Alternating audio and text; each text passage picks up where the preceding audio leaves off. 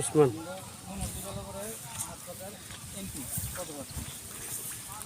ভালো আছেন?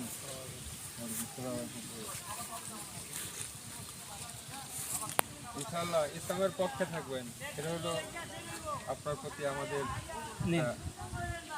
দাবি। প্রত্যেক মুসলমান ভাই ভাই কিয়ামতের দিন আল্লাহ তাআলা বলেন ইয়াউমা নাযুকুল্লা উনাসিন বিইমামিহিম, সেদিন প্রত্যেকে তার নেতা সহ ডাক দেওয়া হবে। আপনি আমি যে নেতার পিছনে ঘোরাম, কিয়ামতের দিন এই নেতার সহ আল্লাহর দরবারে ওঠাম।